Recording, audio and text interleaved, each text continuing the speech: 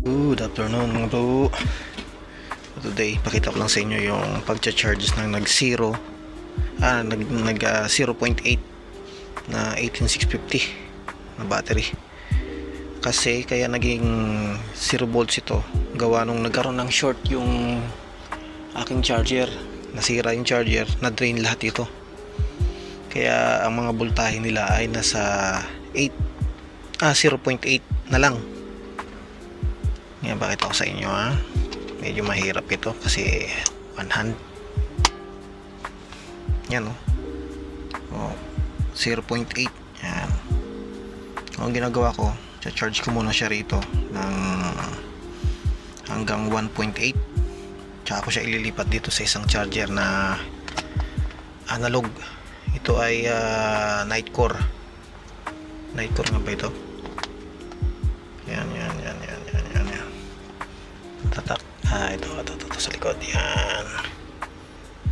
Kanyang specification. Yan. Nitecore. Yan yung kanyang spec. Analog na to. Kasi pag nirekta ko siya rito, ganito ang mangyayari. Hindi siya nag-charge. Pag nilipat natin dito sa litokala, kagandaan kasi dito sa digital, kita mo yung voltahe. 0.8 pa rin siya. Yan, tumataas na. Hindi siya nare-read dito. Kasi pag ni-read mo siya, dapat lalabas yung reading niya Ngayon, itong isa, yan, 1.6, diba? Tanggalin ko ulit. Yan, reset lang natin. Paabutin natin ng 1.6 pataas bago tayo ilipat dito sa Nitecore.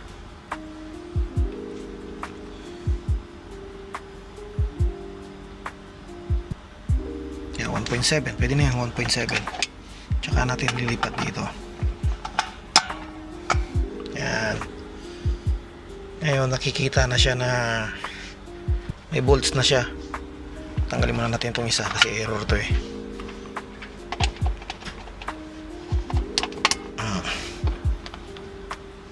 Yan 0.8.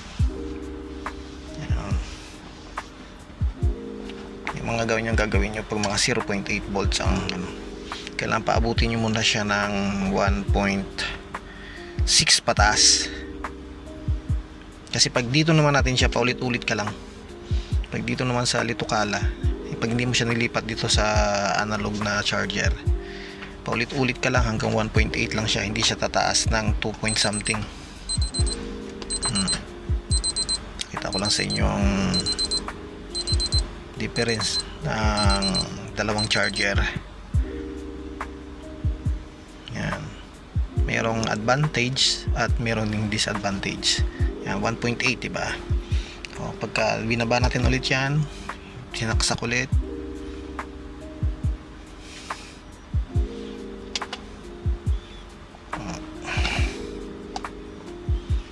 Hindi kasi mababasa. Hanggang 1.8 lang talaga siya.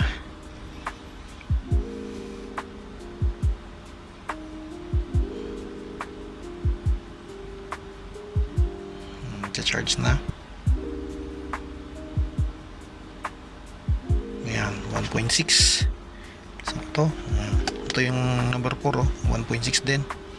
Balik tayo sa number 1. 1.5.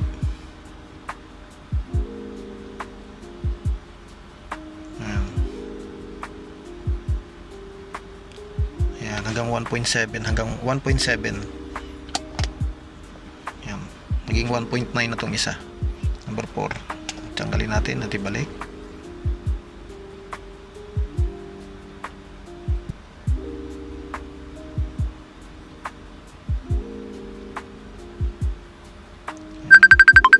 Yun lang, may tumawag. Teka lang saglit.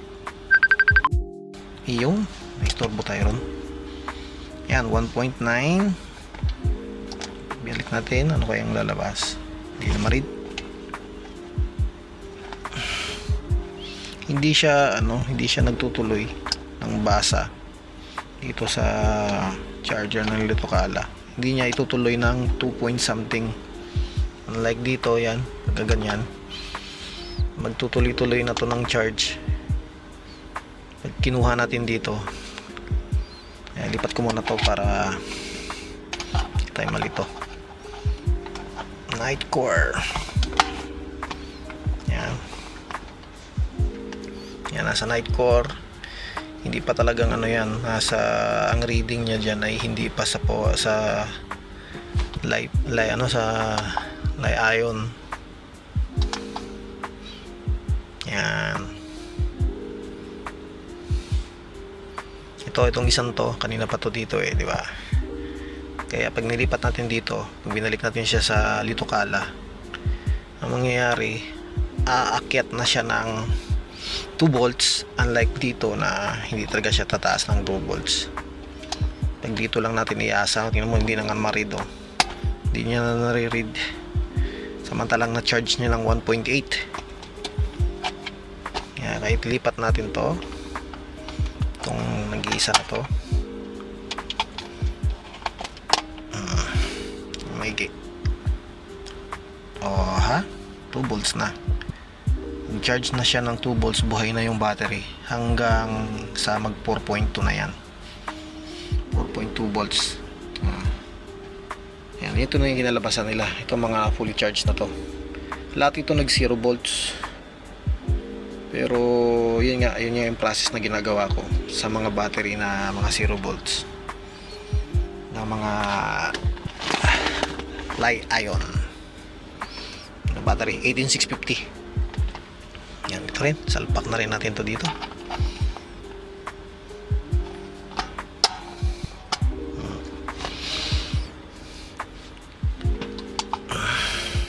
Yan, pagka ganyan nasisense na siya na 4.2 volts siya. Yan, mag-iisang dot na lang siya hanggang sa ma-full bar niya na yan. Ito hindi pa, mga sa wala pa tong 2 volts. Kina-charge niya pa lang yan sa 1.8 pataas. Mga sa 1.8. Pero pag sinet mo siya ulit at ma-read niya na siya nasa 4.2, mag-dot na ng isa. Yan, all the way up na yan, charging niya hanggang sa 4.2. Ayun. Pwede na nating ilipat dito ang mga to, kasi nabasa niya na 18650 o li-ion to. Yun 2.45.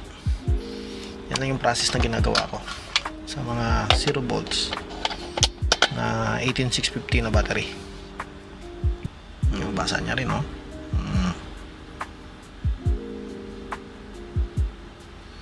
so lahat yan 2.8 na, 2.5, 2.5. Ngayon itong mga to, bigyan ko ulit ng sample.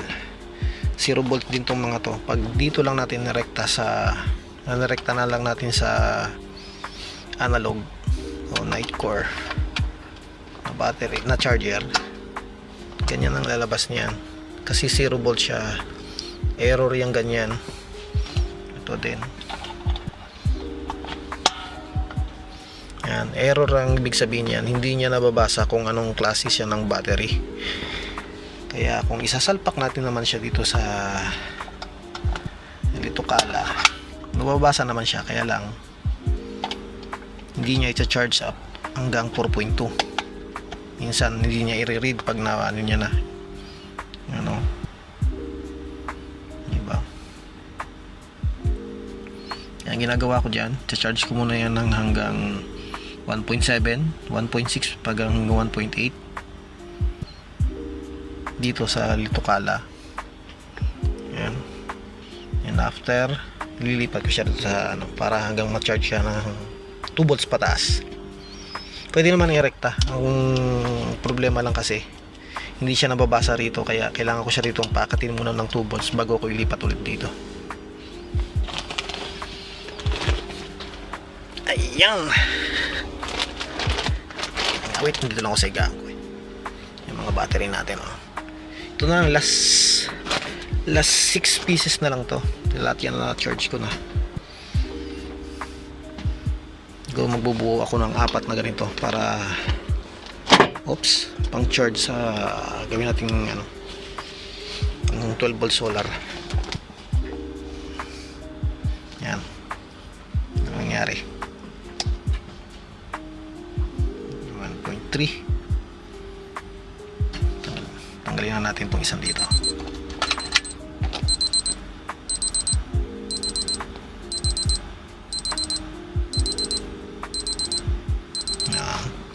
Natin ilipat.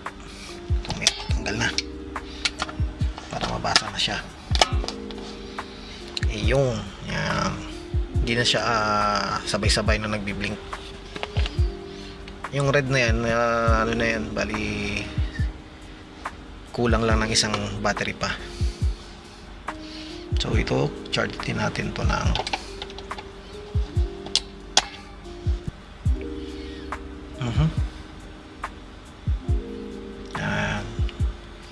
0 point something volts na kasi to eh.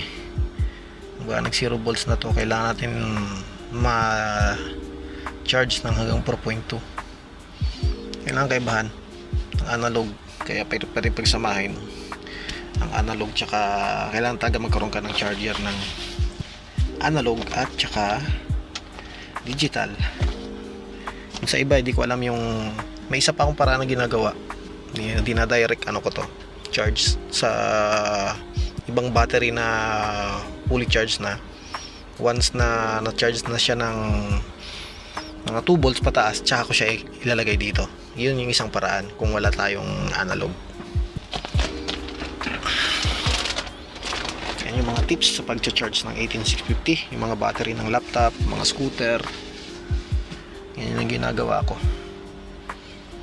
Nagkataon lang na na-discharge lahat. Kaya ito, nagkaroon tayo ng isang video para makatulong naman dun sa ibang gumagamit pa ng 18650 na battery. Meron pa ba? Puro live po na ngayon eh.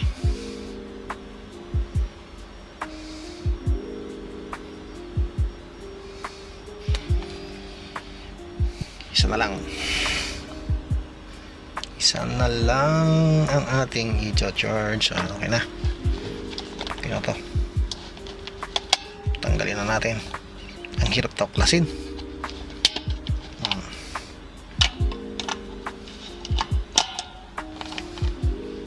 Yung nasisense na siya na ito ang mauna. Yan. Nasisense na siya na sa 4.2. Ito hindi pa to, check. Hindi pa. Charge pa siya. Mga 5 minutes pa siguro. At last na battery na 0. I-charge muna natin.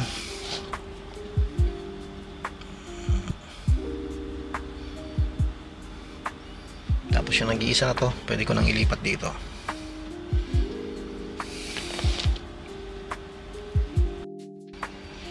Ayun, na-detect niya na 4.2 na. 18650 na yung battery. Na i-charge niya na yan ng 4.2. At ito naman ay 1.6 na. Pwede natin tanggalin to para malipat sa analog. Yan, tapos ito, ibalik na natin ito dito para ma-charge na ng hanggang 4.2. See? 2.6 na siya. Yan, ganun lang pag charge ng 18650 na mga nag 0 volts. Pero take note, may mga battery na talagang hindi magcha-charge. Paulit-ulit ka lang dun sa ano siya, nagcha-charge siya after ng mga ilang weeks lang, pabalik na mag 0 volts na lang. Ayun yung mga ano na yun, mga sira na talaga. Sira na yung loob niya, nagdi-discharge kusa. 3.2 na. Number 2, 3.1. Ito yung huling charge natin, 2.7. Dito naman nagsimula na mag-charge to sa 4.2 hanggang 4.2 na charge.